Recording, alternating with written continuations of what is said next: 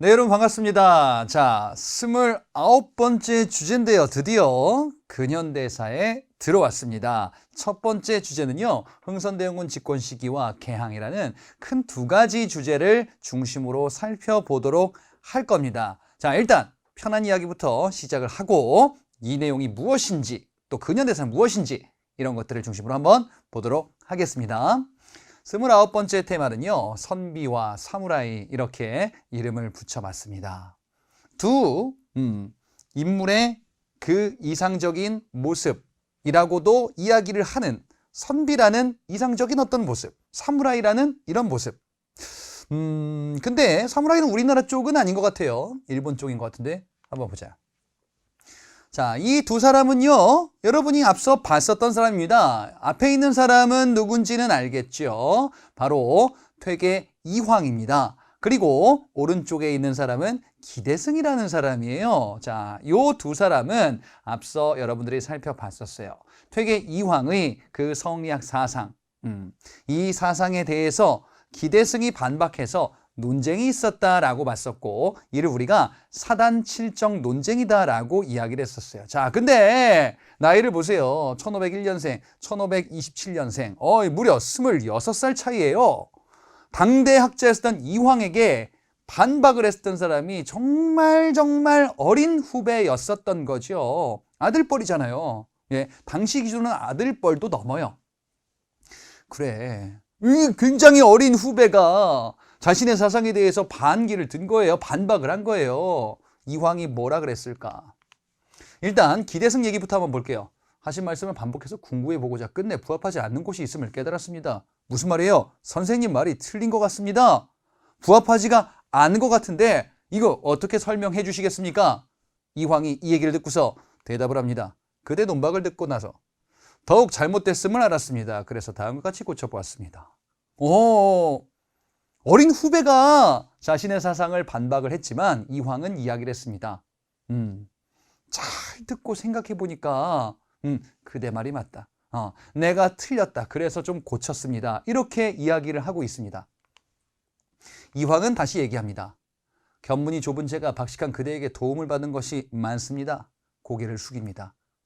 정말 아름다운 한 장면 아닙니까?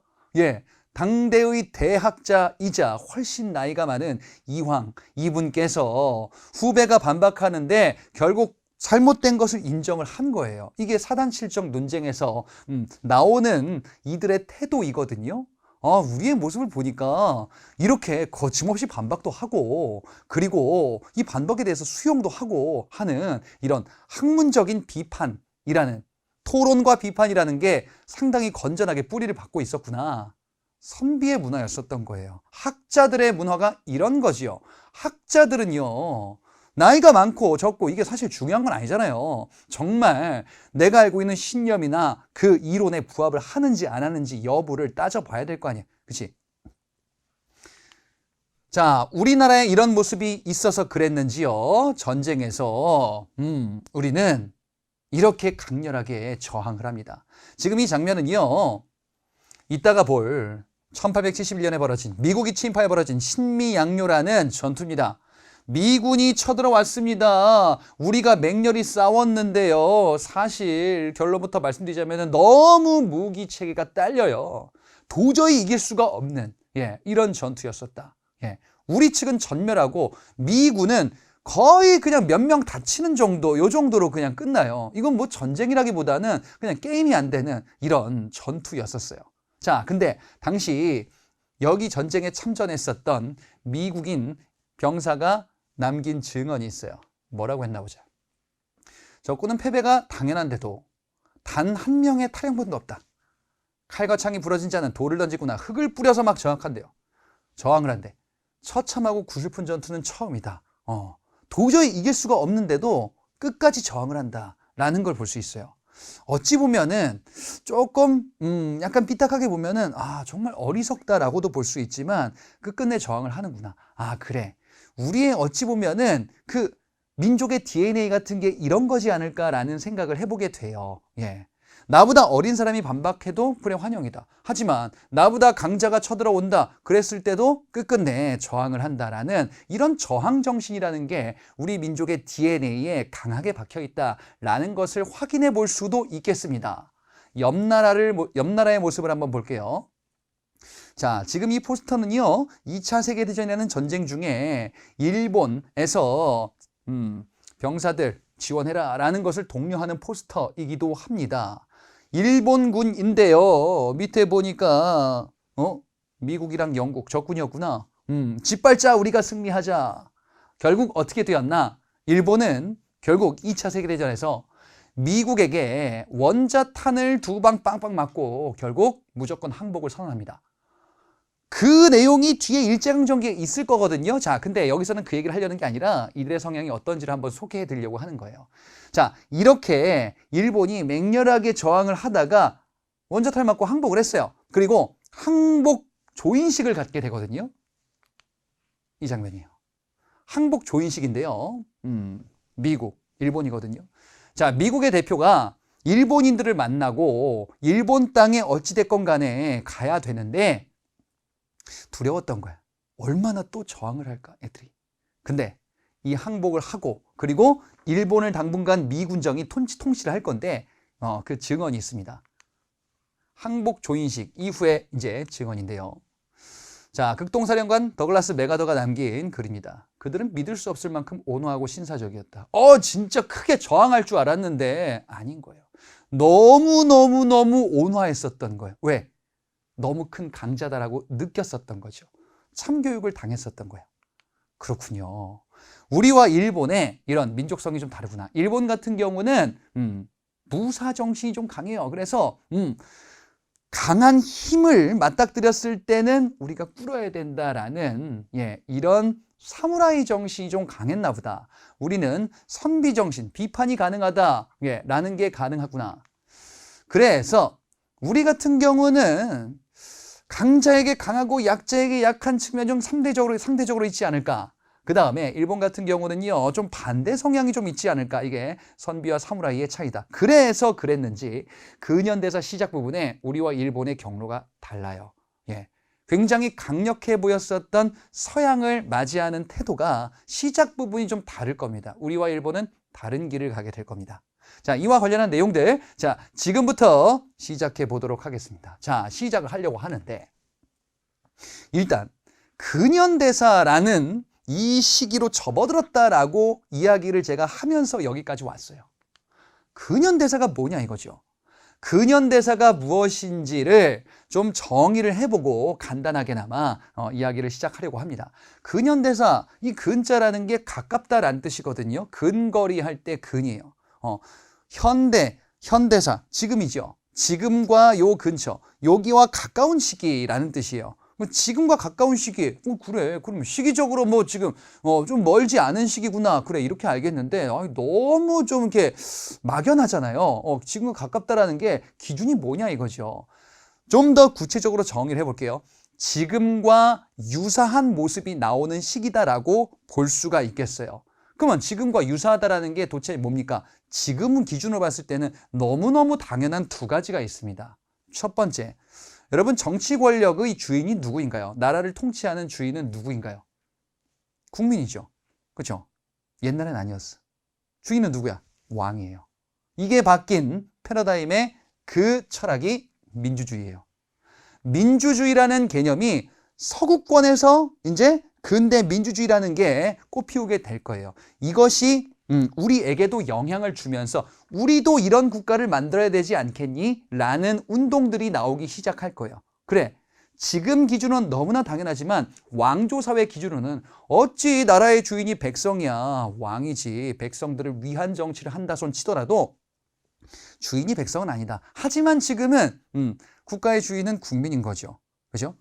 요거다. 그 다음에 두 번째, 경제적인 측면으로 봤을 때 지금 너무나 당연하다고 여기는 그런 생각이 있습니다. 바로 자본주의예요. 자본주의는 뭐예요? 자본이 세상의 중심이다. 즉, 돈이면 다 된다. 돈이면 다 안 되는데요. 돈이 정말 많으면 되는 게 많아요. 그렇잖아. 신분을 묻지 않는 거예요, 이제. 어느 집안 출신 이런 게 중요한 게 아니고 뭐가 중요한 거예요? 자본, 돈이 중요한 거예요.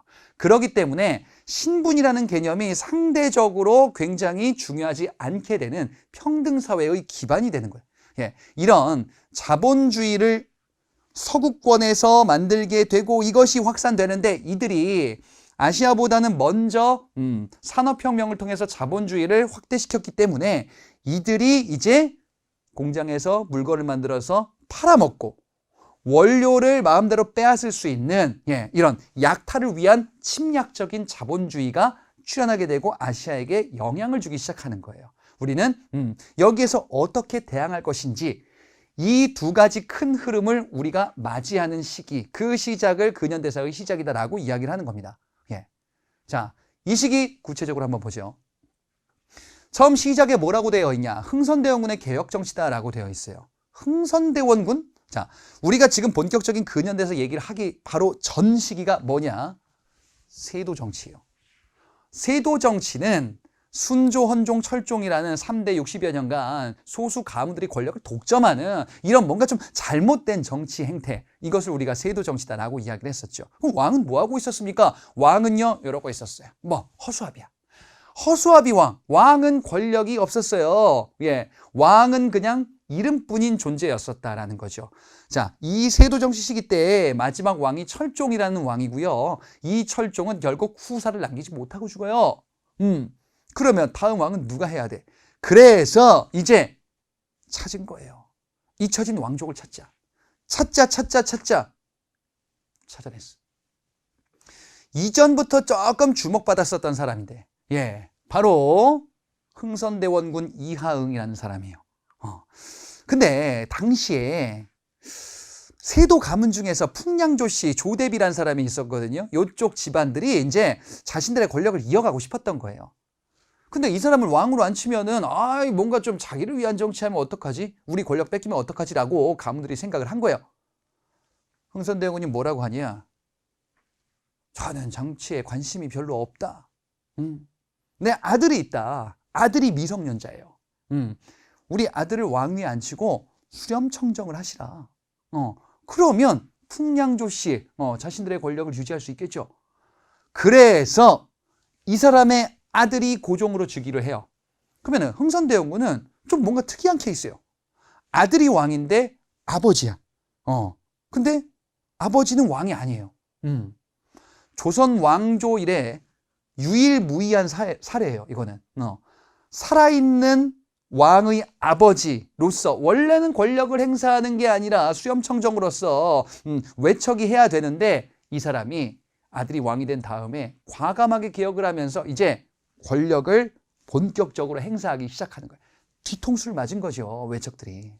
이 흥선대원군입니다. 이 흥선대원군은요, 그러면은 권력을 본격적으로 행사하면서 뭐 할 거예요? 세도 정치와 관련된 그런 인물들을 다 축출하겠죠. 그래, 세도 가문 축출이다. 왜? 뭐 하고 싶은데? 조선 왕조를 제대로 좀 개혁을 하자. 너무 난장판이었다라는 거죠. 그 이전에 세도정 시기 때는 소수 가문들이 이건 뭐 이씨의 조선인지 뭐 김씨의 조선인지 조씨의 조선인지 너무 이상하다 이거지. 세도 가문들 이들을 축출하고 왕권을 강화시키는 정책을 취하게 될 거예요. 그래서 흥선대원군의 개혁 정치의 궁극적인 정치적 목적은 왕권을 강화하는 개혁이다. 이전 정조 때 했었던 개혁처럼, 이전 조선 초 태종 때 했었던 개혁처럼, 아니면 이전 고려 말 때 공민왕의 정책처럼, 또는 광종의 정책처럼, 또는 통일신라 신문왕의 정책처럼 강력한 왕권을 회복하겠다, 만들겠다라는 정책을 취하는 거예요. 그러면 왕권의 걸림돌이 되는 기존의 세도 가문들을 축출하는 거예요. 이제 쫓아내는 겁니다.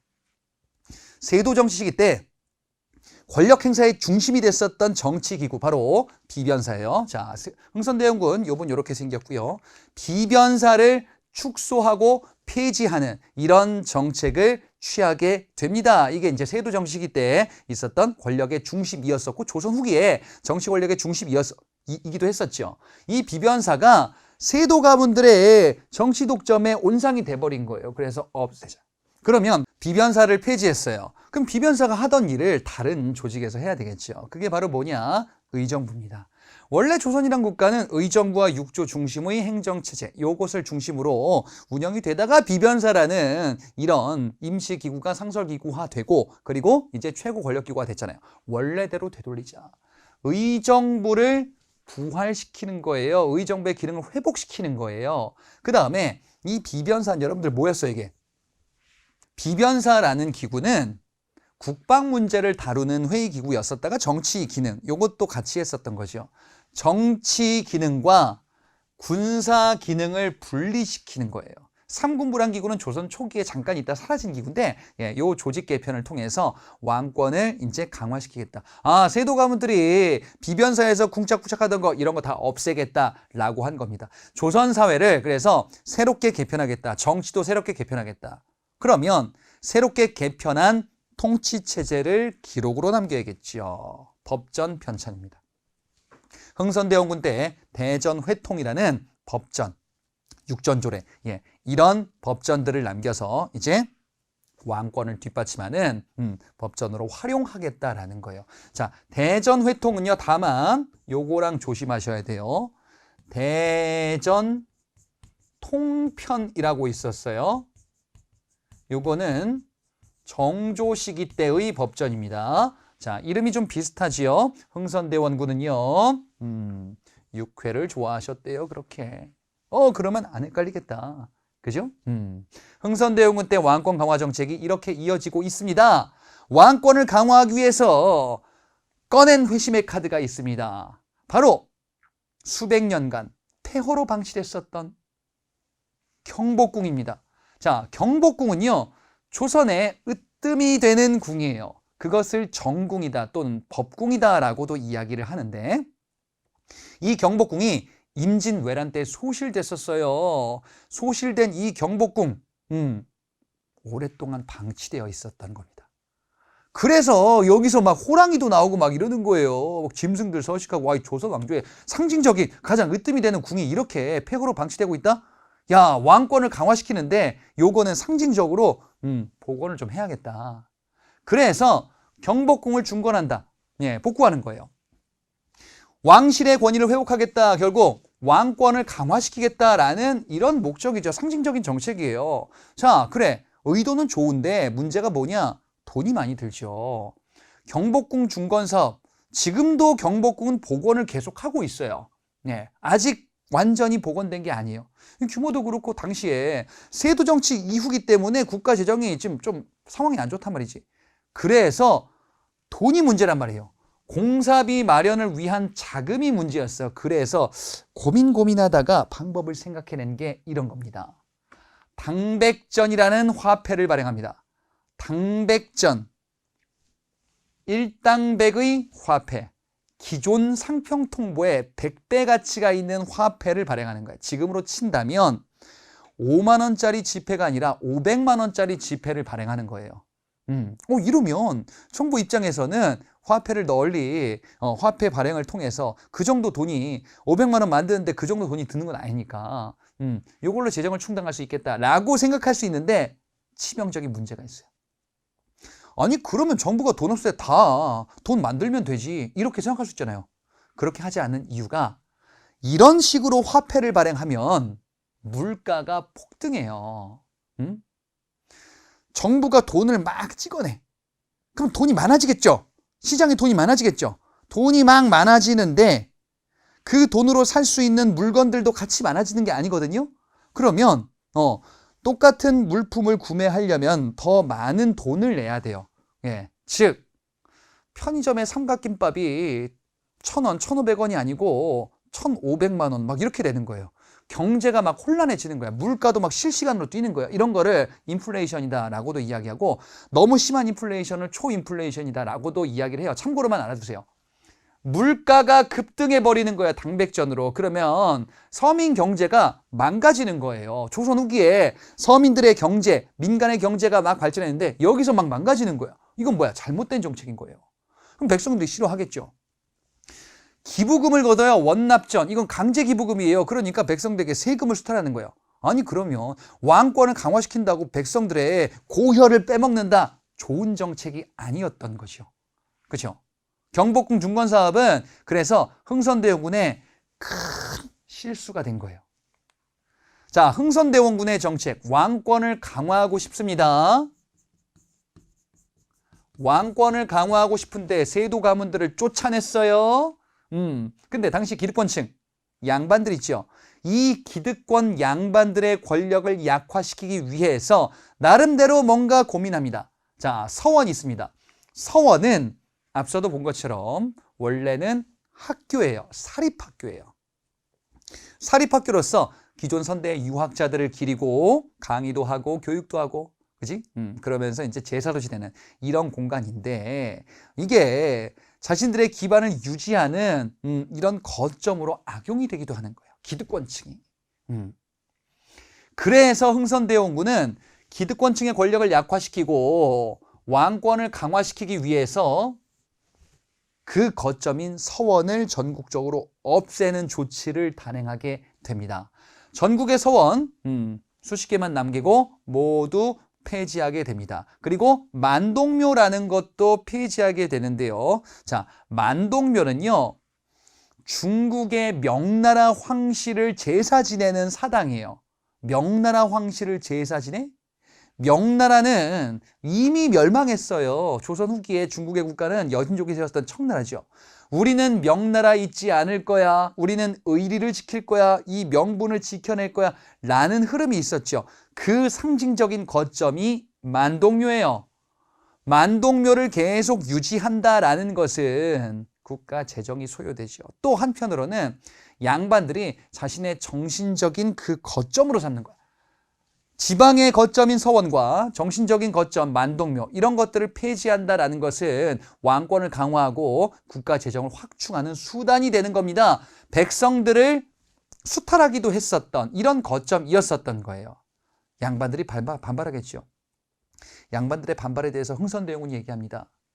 공자 맹자님도 백성들을 괴롭히면 용서하지 않을 건데 너희들은 백성들 이런 거점으로 괴롭히면 도적이랑 뭐가 다르니?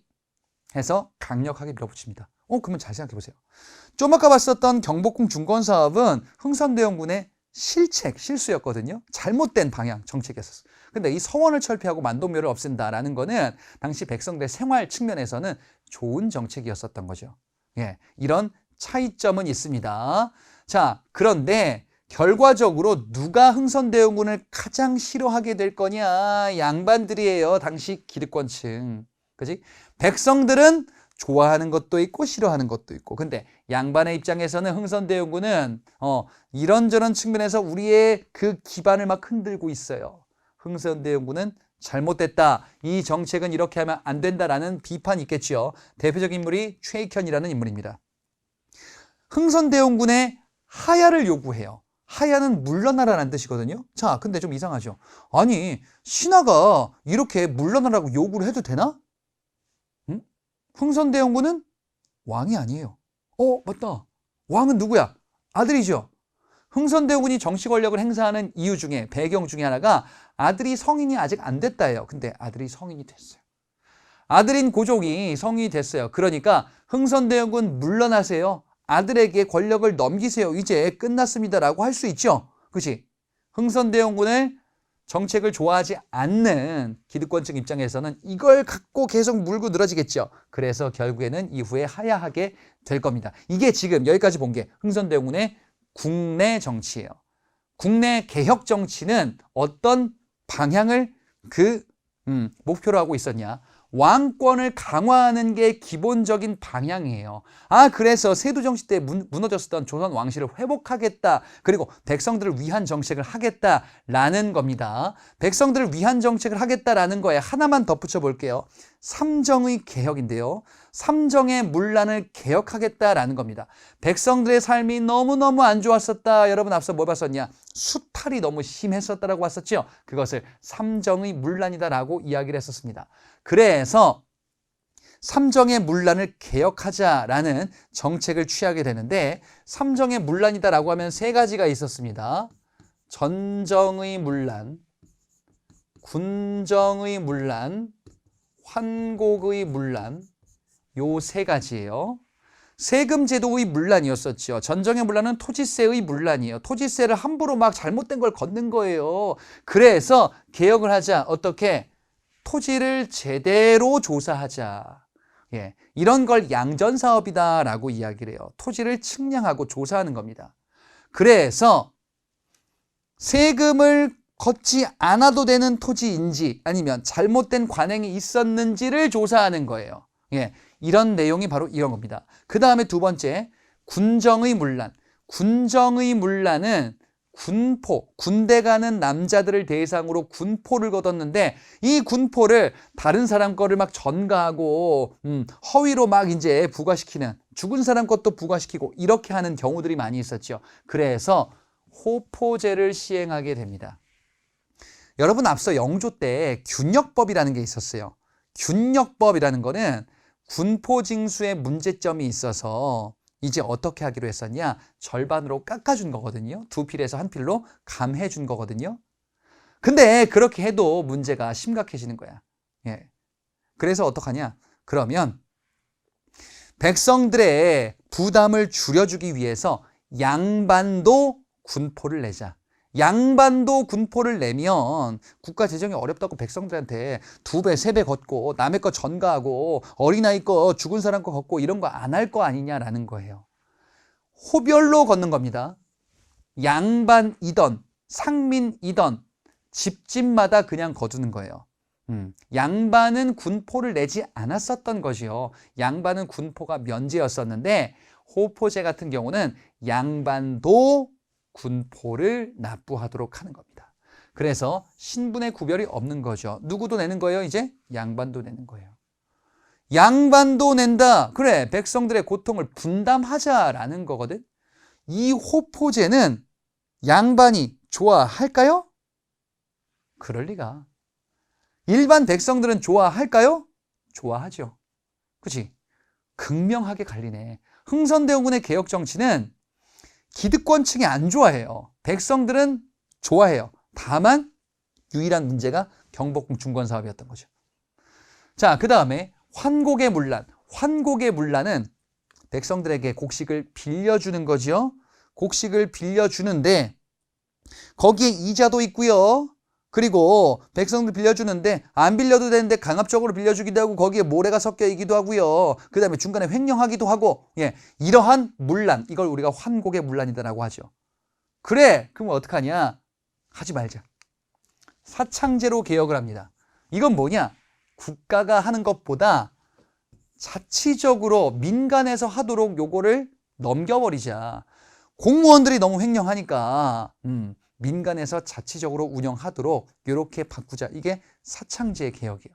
그러면 지금 이 삼정의 문란을 개혁한다. 이거는 백성들이 좋아하는 개혁이었구나. 국내 정치의 모습이 이런 거였었습니다. 흥선대원의 개혁 정치는 약간은 살짝 호불호가 좀 있네요.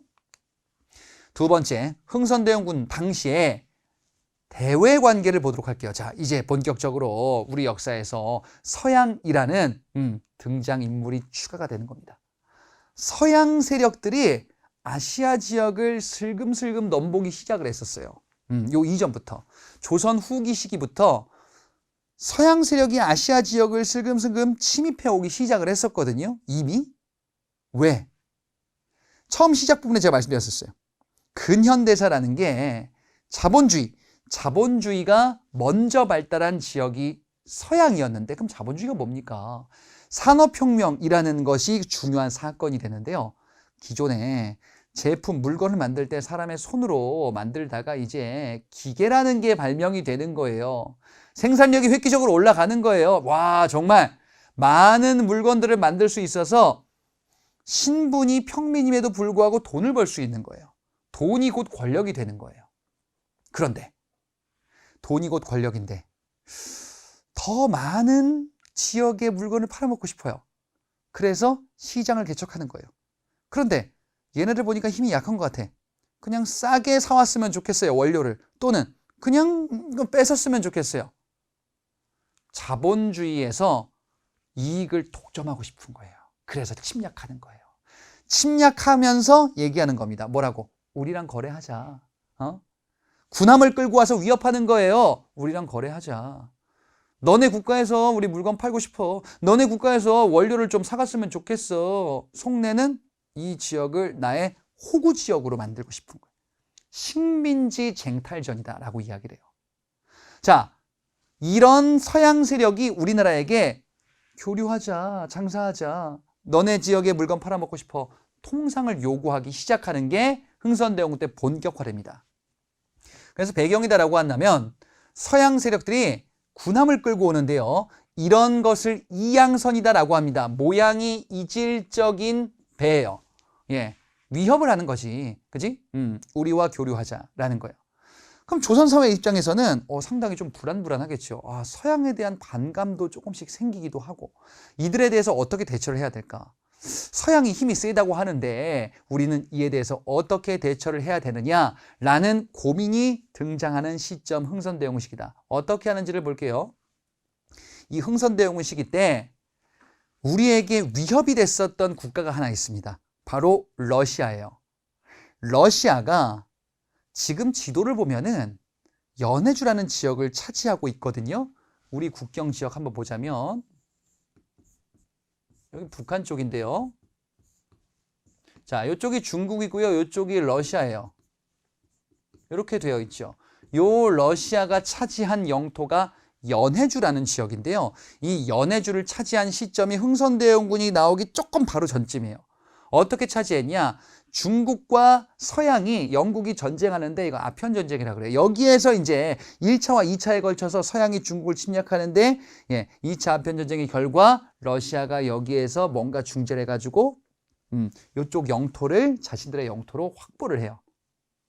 결과적으로 러시아가 우리나라 옆집에 온 거예요. 불안하죠. 소문 듣기로는 러시아는 남쪽으로 세력을 확대한대. 우리나라가 타겟이 될 수 있지 않을까? 불안한 거야. 그래서 흥선대원군의 선택은 뭐였냐? 서양 세력을 견제하기 위해서 또 다른 서양과 친해지자. 프랑스예요.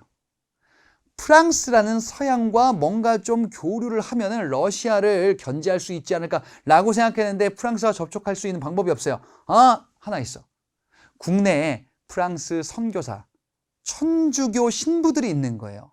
이들을 통해서 접촉하려고 했는데 이게 잘 안 됩니다. 그런데 흥선대원군은 기득권층의 공격을 받고 있었죠. 천주교와 접촉을 했다? 천주교는 조선 정부가 불법 종교로 규정을 했었잖아요. 그러면 흥선대원군을 공격할 수 있는 명분이 되겠죠. 그래서 흥선대원군이 어떻게 했냐? 천주교 신자들을 싹 잡아다가 처형시킵니다. 프랑스 신부들도 처형된 거예요, 그때. 이게 병인박해예요. 자, 정리하면 흥선대원군 때 러시아를 견제하려고 프랑스와 접촉했는데 잘 안 되고 결국 흥선대원군은 천주교 신자들을, 프랑스 신부를 비롯한 천주교 신자들을 처형하는 병인박해 사건을 일으켰구나라는 거예요. 자, 그러면 이 소식을 프랑스가 들으면 어떤 생각을 하겠어요? 조선, 이 괘씸한 것들 안 되겠어. 우리가 가서 혼내줘야겠어. 라면서 그래, 이것을 계기로 통상을 요구하면 되겠다. 구실로. 이제 너희들이 우리 프랑스 사람들 죽였잖아. 우리와 친하게 지내면 없던 일로 해줄게. 이런 요구를 하겠죠. 프랑스가 오기 좀 전에 또 다른 사건이 벌어집니다. 제너럴 셔먼호라는 미국의 상선이 있었습니다. 이양선이에요. 제너럴 셔먼호가 어디까지 오냐? 평양까지 와요. 대동강을 거슬러 평양까지 와서 통상을 요구하는 거예요. 당시에 평안도의 책임자 박규수라는 사람이 이들과 접촉을 해요. 그래서 아니 서양인들 같은데 이들 어떻게 대해야 될까? 일단 먼 데서 온 것 같으니까 먹을 거라도 좀 주자. 그랬는데 이 제너럴 셔먼호의 미국인 선원들이 평양 관내를 약탈하고 여러 가지 인명피해들을 막 일으키는 거예요. 너무하지. 우리가 손님 와가지고 잘 보살펴서 돌려보내려고 했는데 이들이 우리한테 뺨을 때린 거예요. 그래서 어떡하냐? 이 제너럴 셔먼호를 우리가 공격하는 거예요. 이들이 먼저 공격했으니까.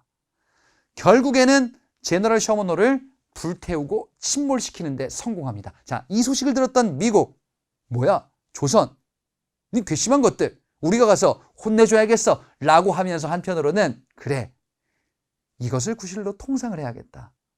물건을 팔아먹고 싶다 라는 생각을 하겠죠. 자, 지금 이 두 차례 사건은요, 프랑스와 미국이라는 두 서양 국가와 관련이 있구나. 결과적으로 프랑스와 미국이 쳐들어오겠죠? 보자. 프랑스가 쳐들어옵니다. 이 사건이 병인 양요입니다. 프랑스가 무엇을 구실로? 병인 박해, 좀 아까 봤었던 천주교 박해 사건을 구실로 하여 침입을 한 거야. 그러면서 뭘 요구하겠어요? 통상하자, 우리와 교류하자, 그러면 없던 일로 해줄게. 자, 조선, 당시 흥선대군의 선택이 무엇인가를 보도록 할게요. 이 프랑스가 강화도 일대로 침략을 합니다. 강화도는요, 인천 옆이에요. 지금 행정구역상은 인천인데요. 강화도에서 한강으로 거슬러 오면은 서울 한양이에요. 여기를 점령해서 이제 조선 정부를 압박하겠다라는 계산인 것 같아요. 그래서 여기에서 우리와 이제 우리 군대와 충돌이 있을 건데 흥선대군의 선택은 이들을 물리치자예요. 한성근과 양헌수 부대가 프랑스 군대와 충돌할 겁니다. 자, 지도상 보면은 이런 데입니다. 강화도가 지금 이렇게 있고요. 이렇게 이게 한강이에요. 여기 가면은 이제 한양입니다. 그렇지? 여기 점령되면은 프랑스 군함이 우리 궁궐 근처까지 오는 거예요. 여기서 막자. 그래서 한성근과 양헌수가 활약하면서 프랑스 군대와 막 싸웁니다. 맹렬한 이런 전투, 이들의 공격에 대해서 우리가 육탄 방어를 하게 돼요. 너무너무 힘겨운 전투였어서 왜냐? 저들의 과학기술, 무기가 우리보다 훨씬 앞섰거든요. 근데 아주 정신력으로 우리가 이들의 공격에 대해서 맞선 거죠. 저렇게 무력으로 강하게 응징하는 거 우리는 굴복할 수 없다라는 생각이었던 것 같아요. 결국 프랑스는요, 안 되겠다. 조선을 점령하는 거는 쉽진 않겠다라고 하여 물러납니다. 근데 물러나는 과정에서 강화도에 뭐가 있었어요? 바로 외규장각이 있었습니다. 규장각은 정조 때 만들어진 그 규장각인데요. 본래 기능은 왕실 도서관이에요. 왕실 문서들을 보관하는 게 궁궐 밖에도 있었던 건데 외규장각입니다. 여기에 도서들, 프랑스 군인들이 보니까 뭔가 좋은 책이고 귀한 책인 것 같은데 이거 좀 가져가야겠다라고 생각을 한 거예요. 여기에 우리의 의궤도 있었어요. 의궤는 조선시대 때 왕실의 행사들을 그림과 글로 남긴 거예요. 유네스코 세계 기록유산이기도 합니다. 이것은 지금은 우리나라의 반환이 되는데 프랑스에 오랫동안 있었어요. 왜요? 병인 양요 때 이들이 약탈한 거죠. 프랑스를 물리치긴 했는데 우리 측 피해가 상당히 많았구나. 자, 미국이 좀 이따 올 것 같은데요. 미국이 오기 전에 무슨 일이 하나 벌어집니다. 독일 출신 상인이었었던 오페르트라는 사람이 조선과 통상을 하고 싶은 거예요. 근데 소식을 들어보니까 지금 이 정부는, 조선 정부는 흥선대군 당시에요. 서양 세력에 대해서 막 지금 프랑스 쳐들어왔을 때 이렇게 강력하게 저항을 했었대. 방법이 없을까? 이들을 협박할 방법이 없을까? 이 오페르트가요, 무덤 하나를 도굴하기 시작합니다. 무덤을 도굴 해서 무덤 안에 시신을 파헤쳐서 협박을 하고 싶었던 거예요. 무덤을 도굴하는 사건. 이 사건이 오페르트 도굴 사건이에요. 결국 이 사건, 이 시도는 실패로 끝나는데 이 소식을 들은 흥선대원이 경악을 합니다. 왜냐? 오페르트가 도굴하려고 했었던 무덤이 흥선대원 아버지 남현군의 묘였습니다. 흥선대원군 아버지, 그러니까 당시 최고 권력가의 아버지 무덤을 도굴하겠다. 그래서 시신으로 협박하겠다라는 거죠. 야, 너희 아버지 시신 있는데 우리 얘기 들어주지 않으면은 이거 우리가 훼손시킬 거야? 경악할 만한 사건이죠. 이들과 상종할 수 없다. 이들과 침입하면은 전투를 벌이겠다. 강경한 통상 거부 정책이 되는 거예요. 그리고 3년 뒤 미국이 옵니다. 미국이 왜 왔어요? 제너럴 셔머노 사건을 구실로 하여 침입을 한 겁니다. 통상수교 요구를 했는데 흥선대원군은 통상수교 요구를 받아들일 생각이 없는 것 같아요. 그래서 또 전쟁이 벌어지는 거예요. 이게 바로 신미양요라는 전쟁입니다. 자, 이 미군이 마찬가지로 강화도로 침략을 했습니다. 그래서 광성보라는 군사 거점을 공격하기 시작해요. 여기에 총책임자가 어제연이라는 장군입니다. 이 어제연이 맹렬하게 저항했는데, 여러분 요거 시작 부분에 봤었죠? 맹렬하게 저항했는데 무기체가 너무 딸려요. 탈영병이 없어요. 나중에는 어떻게? 흙을 던지는 거예요. 돌덩이 던지는 거예요. 우리가 가지고 있는 화포와 총 사정거리와 미국이 가지고 있는 무기의 사정거리가 차이가 너무 나는 거예요. 그러면 우리는 아무것도 못하는 거지. 미국은 멀리서 뿅뿅뿅 쏘는 거야. 이게 바로 눈물의 신미양요였었어요. 우리 부대는 어떻게 될까요? 전멸합니다. 예. 그럼 전쟁에서 졌네요?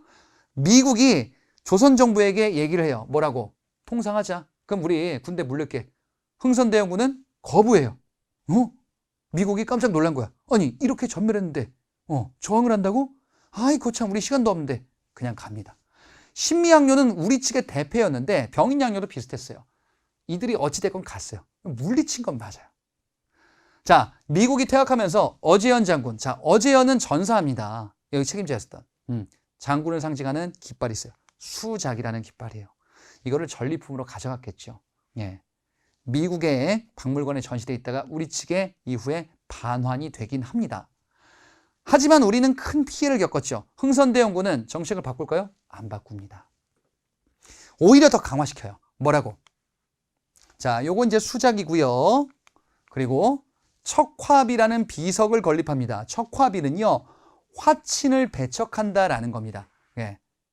서양 세력이 침입하는데 서양과 화친을 맺자라는 것은 나라를 팔아먹는 주장이다 라면서 강경하게 서양과의 친밀한 관계를 맺는 것을 거부하는 정책을 만방에 알리는 겁니다. 전국에다가 척화비, 이 비석을 땅땅땅 이렇게 건립을 하는 거죠. 자, 요게 신미양요의 결과였다. 자, 그러면 흥선대원군 시기 때 이런 정책들은요, 결국에는 통상수교 안 하겠다라는 거죠. 서양의 침입에 맞서서 싸우겠다라는 거죠.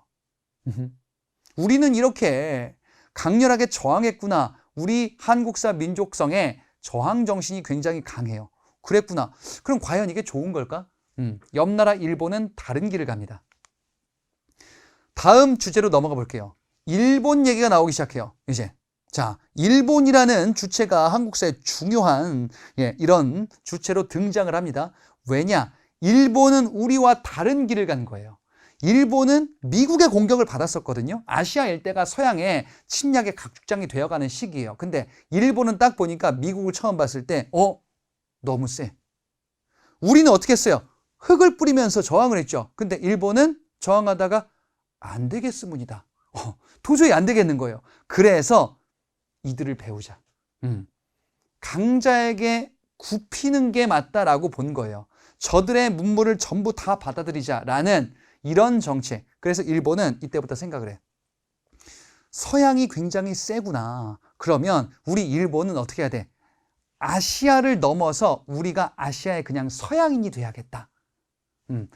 미국한테 공격받은 거 아시아에서 만회하면 된다. 이런 생각을 갖게 돼요. 우리와 아주 다른 생각으로 가는 거죠. 서양을 동경하기 시작하는 거예요. 그래서 이들이 서양인들이 먹던 거 막 먹는 거예요. 일본식 돈가스, 막 일본식 카레, 막 이런 것들 나오는 거예요, 이때. 예. 일본이 음식 중에서 서양인 식습관들이 이런 게 많이 나오기 시작하거든요.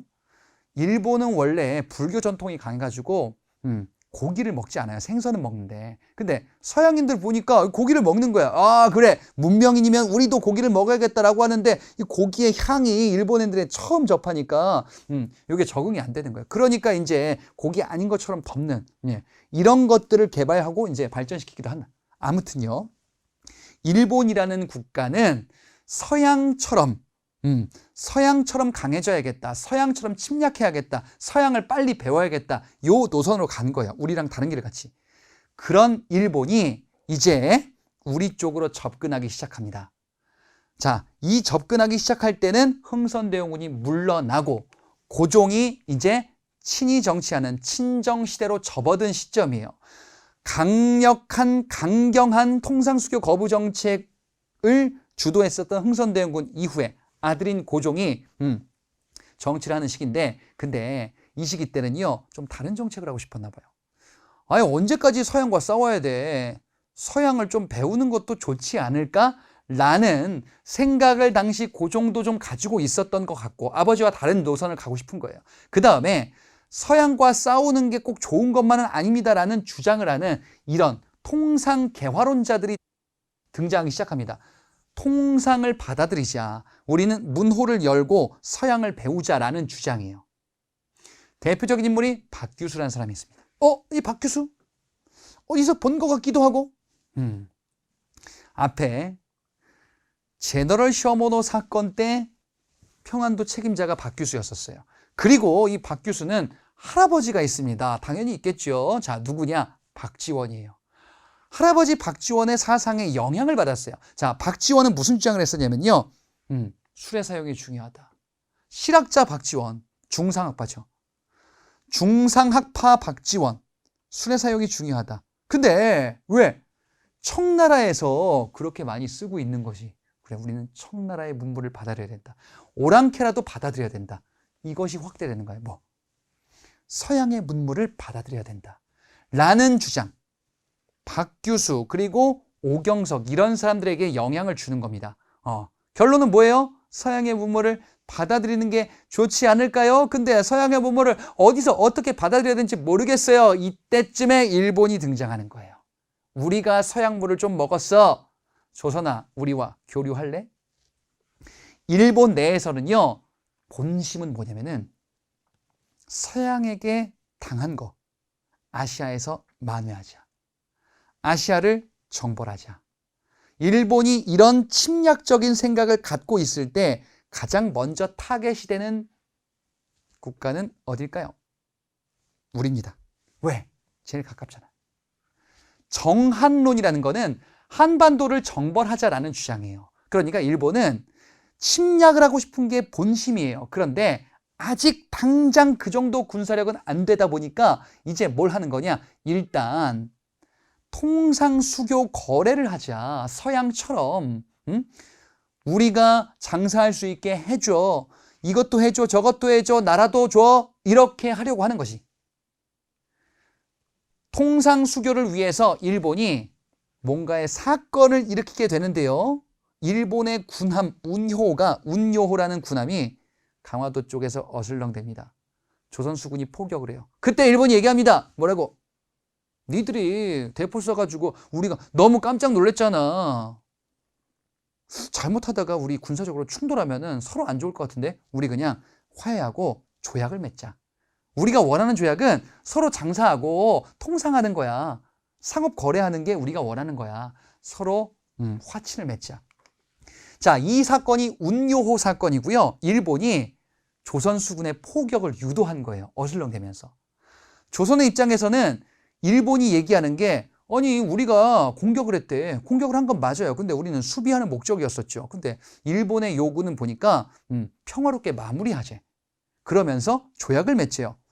조선의 입장에서는 고종이 친정, 그 다음에 통상개화론자들이 등장하면서 그래, 서양의 문물을 우리가 수용을 하는 게 좋지 않을까라는 여론이 조금씩 확대되고 있었는데 일본을 통해서 서양의 문물을 받아들이면 괜찮지 않을까라는 생각을 할 수 있겠죠. 그래서 이제 강화도 조약을 체결하게 되는 겁니다. 일본과 운요 사건이 있었던 강화도 일대, 인천 근처긴 한데 여기 일대에서 이제 조약을 체결하는 거예요. 양국의 대표가 만나서 일본의 요구가 많이 반영이 됐을 겁니다. 우리도 이들의 요구를 일부 수용하면서 이렇게 만나가지고 조약에 서명을 하게 될 거예요. 그러면서 일본에게 문호를 개방하는 거예요. 그리고 일본을 통해서 서양을 배우겠다라는 생각을 구체화시키는 겁니다. 자, 내용을 한번 볼게요. 주요 내용에 좀 이상한 게 하나 있습니다. 조선은 자주국이다라는 규정이 있어요. 강화도 조약에. 조선은 자주국이래요. 왜 이런 게 있지? 일본과 조약 맺는데? 우리가 자주국이 아니었나? 우리는 자주국이었었어요. 그런데 이게 왜 있느냐? 이것 때문에 그래요. 청나라의 입김을 차단하고 싶은 거예요. 일본의 입장에서는. 자, 지금 얘기가 나오는 강화도 조약의 내용은요. 일본의 입장이 좀 많이 반영된 조약들이거든요. 조항들이거든요. 청나라는 우리와 사대 관계를 맺고 있어요. 우리가 청나라를 섬기는 입장이죠. 자, 일본의 본심이 뭐라 그랬죠? 좀 아까 본 것처럼 한반도를 정벌할 거야. 언젠가 조선을 점령하고 말 거야. 이게 일본의 본심이에요. 정한론이 일본의 본심이에요. 그러려면은 조선에 언젠가 침략을 해야 되는데 조선과 긴밀하게 얽혀있는 국가가 있으니 바로 중국의 청나라야. 중국의 청나라는요, 조선과 사대 관계예요. 이전 병자호란 때부터 조선과 사대 관계를 통해서 쭉 관계를 맺고 있었던 국가였었어요. 조선이 청나라를 섬기는 이런 입장인데 일본은 조선과 청나라의 관계를 톡 끊고 싶은 거지. 그러니까 너희들은 청나라에 대해서 자주적인 권리를 행사할 수 있는 국가야 라고 얘기하면서 일본이 청나라를 배제하고 조선을 침략하고 싶은 의도다라고 이제는 해석할 수 있다. 그리고요, 통상거래, 교류를 하는 거죠. 상업거래를 하기 위해서 일본인들이 조선 가서 통상거래, 상업활동, 통상거래를 할 수 있어요. 어디냐? 부산을 지정합니다. 일본과 가장 가까운 곳이고 여기는 조선시대 때 외관이라는 일종의 관공서 또는 머물 수 있는 공관이 설치되어 있는 곳이었었어요. 부산항을 개항하면서 일본 상인들이 우리나라 들어와서 이제 장사하는 겁니다. 그리고 이후에 원산과 인천을 지정을 할 거예요. 개항장이다라고 이야기를 합니다. 항구를 열고 일본인들이 와서 교류 장사를 할 수 있는 겁니다. 그런데 좀 또 이상한 게 있습니다.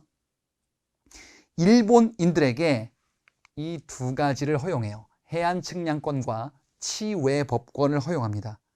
해안 측량권은요, 조선의 해안을 일본인들이 측량할 수 있는 거예요. 이거 이상하잖아요. 뭐 친구랑 약속한 거예요. 뭐 친구가 얘기하는 거야. 야, 너네 집에 네 서랍 내가 뒤질 수 있는 권리를 좀 허락해줘. 나 너네 집 가면은 네 거 서랍이랑 네 귀중품 좀 뒤지고 싶어. 이게 해안 측량권이에요. 뭔가 불평등하죠. 그럼 나도 뒤질래. 그거는 좀 안 되지. 응? 치외 법권은요, 개항장에 일본인들이 오겠죠. 개항장에 일본인들이 오는데 개항장에 일본인들이 범죄를 저질 수도 있어요. 네, 그때 일본인들을 잡아다가 얘가 조선 사람을 괴롭혔어. 그러면 잡아다가 재판해야죠. 그걸 우리가 할 수 없어요. 치외 법권은 치안에 대한 이 권리는요, 우리에게 없다. 밖에 있어요. 일본 영사에게 재판권이 있어요. 그래서 우리나라에서 범죄를 저질러도 일본 영사가 재판하도록 하는 이 권리가 치외 법권이다 라고 이야기를 합니다. 자, 이게 강화도 조약인데요. 지금 보니까 근대 시기 때 최초의 조약이에요. 지금 일본이랑 국가가 맺은. 근데 뭔가 좀 꺼름직하죠. 불평등한 모습도 있고요. 자, 이게 강화도 조약이었더라. 일본과만 맺은 건 아니었습니다. 다른 국가와도 맺을 거예요. 자, 근데 조금만 더 보고 다른 국가와의 조약을 한번 보도록 할게요. 강화도 조약에 세부적으로 강화도 조약 본조약 말고 세부적으로 이것들을 설명해주는 딸려있는 이른바 부속조약 같은 게 있어요. 조일수호조교 부록이라는 거는요, 개항장에서 일본 화폐를 쓰면서 거래할 수 있게끔 허락을 해줍니다. 그리고요, 일본 상인의 활동 범위를 개항장, 예를 들어서 부산에서 활동할 수 있다, 개항장. 그럼 부산의 범위는 어디입니까? 신미로 제한을 할 겁니다. 뭐 이것까지는 그렇다 치는 거죠.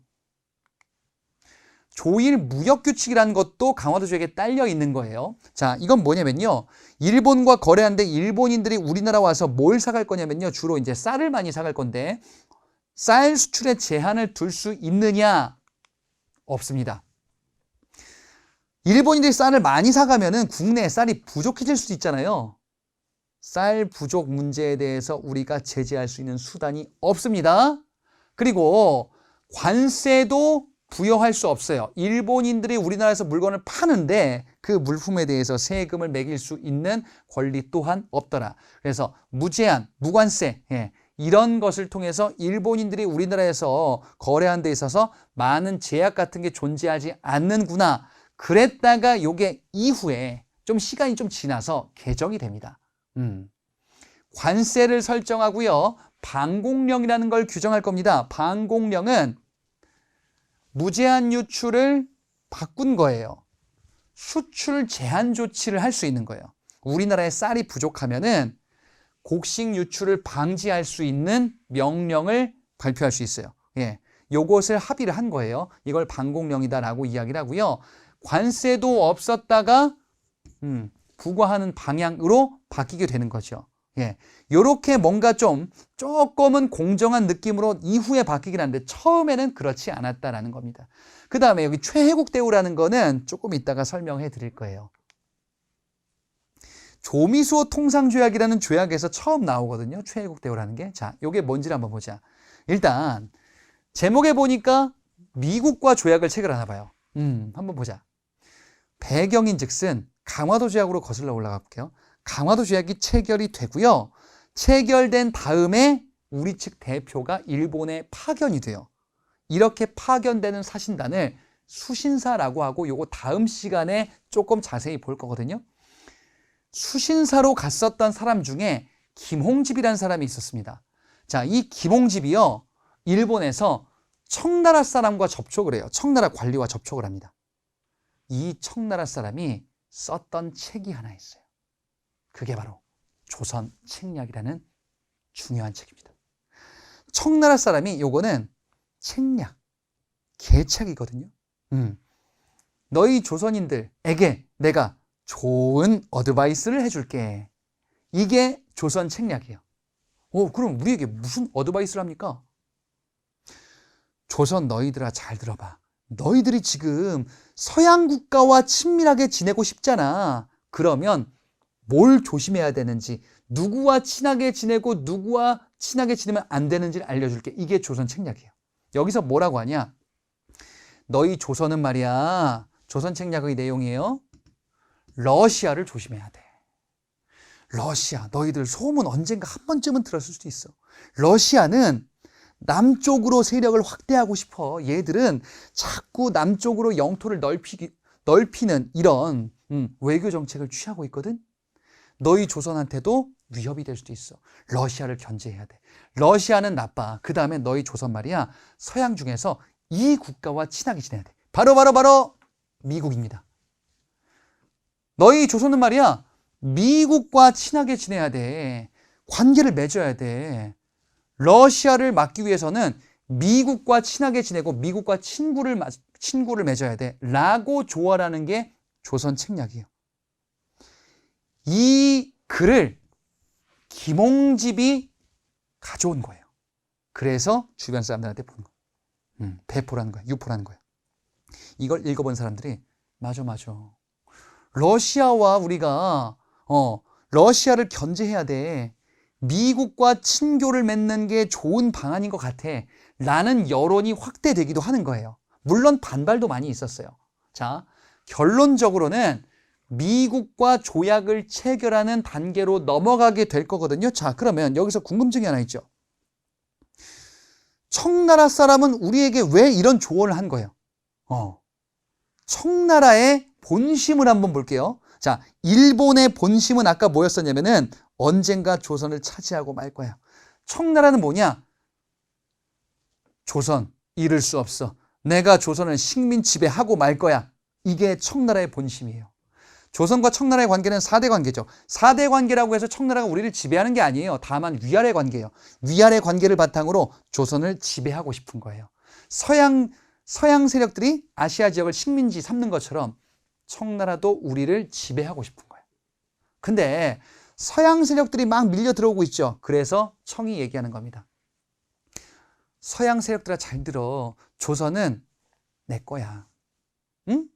조선은 네 게 아니고 그냥 독립된 국가 같은데 조선이란 국가는 내가 허락해야 뭔가를 움직일 수 있는 국가야. 미국아 너 조선과 친구 맺고 싶지? 내가 다리를 놔줄게. 조미소 통상조약은 그래서 청나라의 알선, 청나라를 통해서 조약을 맺는 거예요. 미국한테 얘기하고 싶은 거예요. 조선은 내 거야. 청나라가 조선에 대해서 종주권을 확인하고 내 거다라는 거예요. 그 권리. 그것을 소문내고 싶은 거예요. 이게 바로 청나라의 의도구나. 그러면 조선이라는 국가에 대해서 욕심내는 주변 국가가 일본과 청나라가 있구나라는 것을 조금씩 눈치챌 수 있는 겁니다. 어쨌든 조선은 청나라의 알선에 의해서 미국과 조약을 체결하게 되니 이것이 바로 조미수호 통상조약입니다. 자, 조미수호 통상조약, 우리가 서양과 맺은 최초의 조약이에요. 일본은 서양은 아니었잖아요. 서양 중에서 미국과 처음으로 조약을 맺은 겁니다. 여기에 내용들을 좀 볼게요. 조미소 통상조약은 나름 뭐 괜찮아 보이는 조항들이 좀 있어요. 뭔지 한번 보자. 양국 중에서 한 나라가 위협받으면 서로 도와준대요. 즉 미국이 어려우면 우리가 도와줘야 된대. 우리가 어려우면 미국이 도와준대. 이것을 네 글자로 거중조정이다라고 합니다. 이건 우리한테 뭐 손해날 건 없죠. 다음, 미국과 조약을 맺는데 미국이 요구를 해요. 우리에게. 뭐라고 하냐? 우리가 다른 국가와도 비교를 했을 때 너희 조선이 우리 미국 말고 다른 서양 국가와도 조약 맺을 수 있는데 우리한테 해준 것보다 더 잘해줄 수도 있잖아. 우리 미국보다 더 잘해주진 않았으면 좋겠어. 나는 너희들의 베스트 프렌드가 되고 싶어. 만약에 혹시라도 조선 너희가 다른 서양의 국가들에게 더 잘해주면은 그걸 우리한테 똑같이 적용해 줄래? 최혜국 대우라 그래요. 우리 미국은 최고의 혜택을 받는 국가로 계속 남고 싶은 거예요. 예. 조선이 그래. 최혜국 대우는요.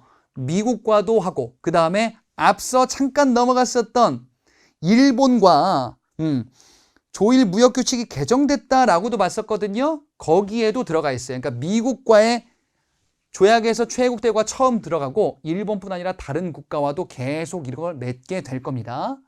자, 관세. 미국 상품에 대해서 우리가 관세를 부과할 수도 있어요. 그래, 뭐 좋은 것도 있는데 조금 꺼림직한 것도 있네요. 어찌됐건 서양과 조약을 최초로 맺었구나. 배경이 뭐죠? 조선 책략의 유포예요.